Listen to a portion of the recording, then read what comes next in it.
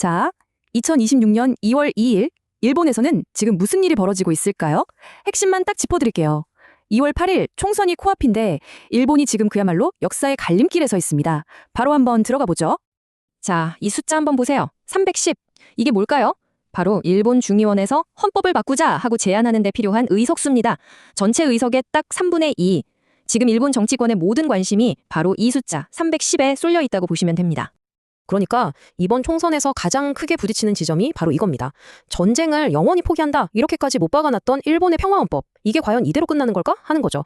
타카이치 총리가 이끄는 보수 진영은요. 정상 국가가 되려면 헌법 개정은 무조건 해야 한다 이러면서 저 310석을 차지하려고 정말 모든 걸 걸고 있어요. 최근 나온 여론조사 결과를 보면요. 이게 그냥 하는 말이 아니라는 게 보입니다. 산케이랑 FNN이 조사한 걸 보면 타카이치 총리의 자민당하고 일본 유신회, 이 연합이 개헌선인 310석을 훌쩍 넘길 걸로 나와요. 반면에 중도개혁 세력은요. 의석수가 거의 반토막 날 위기라고 합니다. 헌법 개정이 진짜 눈앞에 현실이 된 거죠. 그런데 말이죠. 이렇게 판세가 한쪽으로 기우는 것 같아도 정권 내부를 들여다보면 상황이 좀 다릅니다. 이미 심각한 균열이 보이고 있거든요. 권력의 민낯이라고 할까요? 그런 스캔들이 계속해서 터져 나오고 있습니다. 또 터졌습니다. 자민당의 고질병이죠. 정치와 돈 문제. 타카이치 총리가 속한 정당 지부가요. 국가랑 계약을 맺은 도요타 계열사 같은 곳에서 무려 110만 원, 그러니까 우리 돈 1,000만 원이 넘는 불법 헌금을 받았다는 의혹이 터졌어요. 이게 다가 아닙니다. 공영방송 토론회에서는요. 총리의 통일교 연료 의혹을 제기하는 야당 의원한테 대놓고 말 조심하라고 압박까지 했다는 거 아닙니까? 이런 논란들이 선거 막판에 어떻게 작용할지 이게 지금 최대 변수입니다. 그럼 이런 논란 속에서 타카이치 정부가 내세우는 가장 큰 그림은 뭘까요? 바로 위기관리 투자라는 겁니다. 말 그대로 국가 안보를 강화하겠다. 특히 대만이랑 가까운 최전방 지역에 대규모로 투자해서 유사시에 대비하겠다는 거죠. 근데 이 거창한 국가안보 계획하고 실제 현장에 사는 사람들 목소리 사이에는요. 정말 어마어마한 거리가 있습니다. 지금 보시는 이 말, 가족 같은 소를 버리고 갈 수 없다. 이게 대만이랑 아주 가까운 미야코 섬의 한 축산 농민이 한 말이에요. 정부는 유사시의 주민 12만 명을 6일 안에 피신시킨다고 하는데 그럼 당장 먹고 사는 문제인 이 소들은 어떻게 하냐는 거죠. 이 한마디가 책상에 앉아서 만든 안보 정책이 얼마나 현실과 동떨어져 있는지를 그냥 그대로 보여주는 겁니다. 이렇게 거대한 정치 이야기와 평범한 사람들의 삶 사이에 틈이 벌어지는 건 비단 안보 문제뿐만이 아닙니다. 일본 사회 곳곳에서 비슷한 모습이 나타나고 있는데요.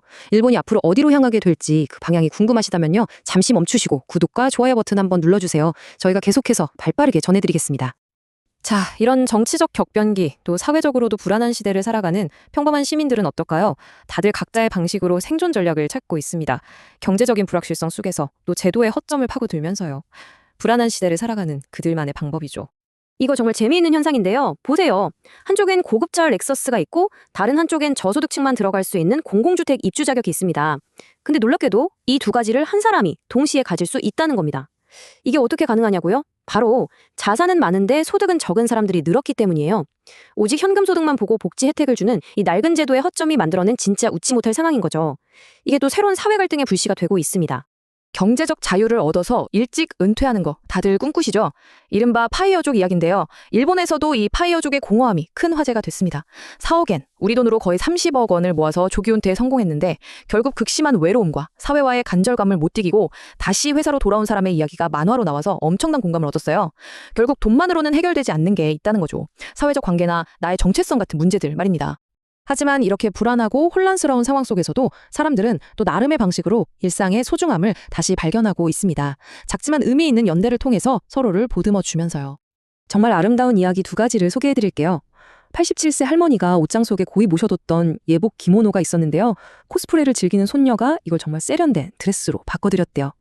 또 다른 이야기는요. 몸이 불편해서 딸기 따기 체험을 못 가는 손주들을 위해서 할머니가 백앤숍, 그러니까 우리로 치면 다이소 같은 곳에서 물건을 사다가 거실에 아예 딸기 농장을 만들어주신 겁니다. 잊혀가던 전통이 새롭게 태어나고 또 작은 배려와 창의성이 가족을 더 단단하게 묶어주는 걸 보여주는 정말 따뜻한 사례들이죠. 자, 헌법 개정이라는 정말 거대한 정치의 파도가 일본 사회 전체를 휩쓸고 있습니다. 오늘 우리는 그 속에서 드러난 권력의 민낯, 또 개인들이 느끼는 불안, 그리고 그럼에도 불구하고 계속되는 작고 소중한 삶의 모습들을 함께 살펴봤습니다. 그렇다면 마지막으로 이 질문을 한번 던져보고 싶습니다. 이 거대한 파도 속에서 여러분의 일상을 지켜주는 것은 과연 무엇입니까?